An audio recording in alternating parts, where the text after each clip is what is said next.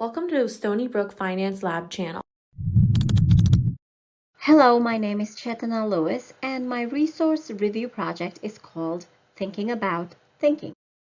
The main resource for my presentation is a book called Thinking, Fast and Slow, written by Daniel Kahneman. A little about Daniel Kahneman. He is a psychologist and economist born in Tel Aviv, Israel. He is known for his groundbreaking work on psychology of judgment and decision-making and behavioral economics. He was awarded the 2002 Nobel Memorial Prize in Economic Sciences. His book was published in 2011. Kahneman, when introducing his book, said, "Every author, I suppose, has in mind a setting in which readers of his or her work could benefit from having read it. Mine is a proverbial office water cooler, where opinions are shared and gossip is exchanged. This is a book that is very interactive with us as the readers, and will truly change the way we think about thinking." This 500-page book is split into 5 parts, and I hope that my short presentation will be able to give a brief overview of all these parts in the next few slides. Part 1. 2 systems. Our brain has 2 operating systems, System 1 thinking and System 2 thinking. System 1 is our fast, intuitive, and automatic approach to making decisions.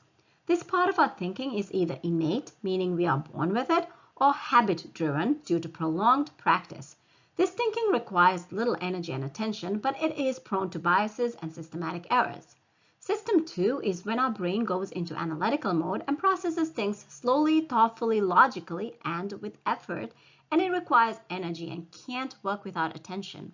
A good example for this is the invisible gorilla test, where volunteers were asked to watch a video of 2 groups of people, some dressed in white and others in black, passing a basketball around. And the volunteers were asked to count the number of passes among the group dressed in white only. In the middle of this, a person in a gorilla suit appeared, and many of the volunteers failed to notice this gorilla. This shows that when we focus so hard on something, we become blind to the unexpected.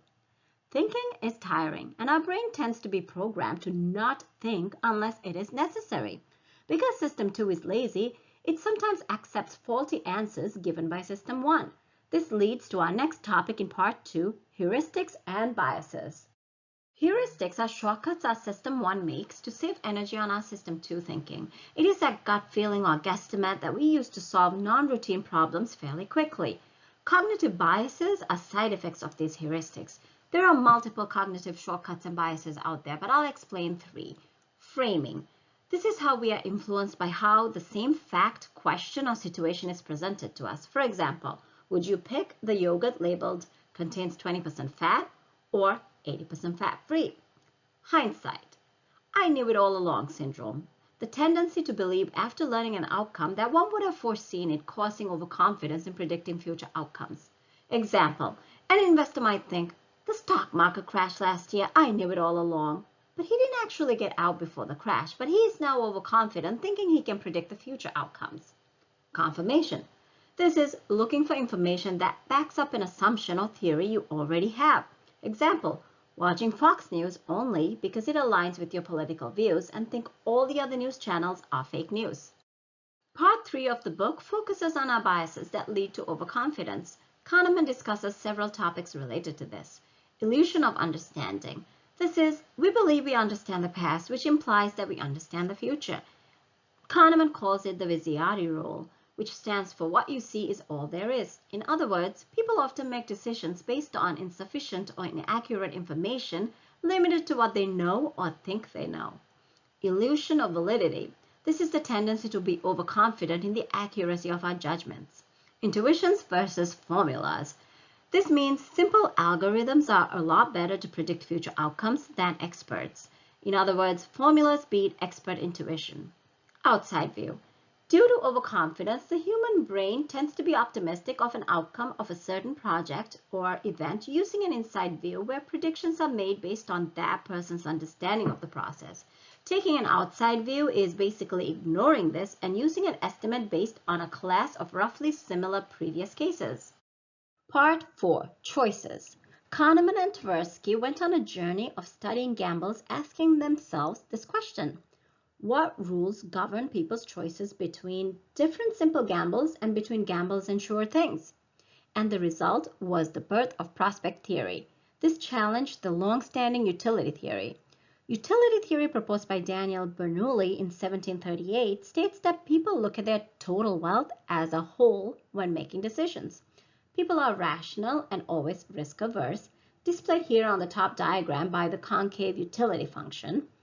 Prospect theory, proposed by Daniel Kahneman and Amos Tversky in 1979, states that people look at gains or losses in relative to their current wealth or reference point. People are normal and they're risk-averse with gains and risk-seeking with losses. As you can see from the bottom diagram here, it is concave for gains, implying risk aversion, and convex for losses, implying risk-seeking behavior. People dislike losing more than they like winning. This is called loss aversion. Bottom diagram, you can see that the curve is steeper for losses than it is for gains. Part 5. Two Selves. This part of the book explores the impact of experience versus memory, or happiness we experience as it's happening, driven by System 1, and happiness we actually remember, driven by System 2. We learned that people always tend to weigh the remembering self, or their memories of something, more than they do their experiencing self or how they felt in the moment. For example, a failed marriage that ends in divorce.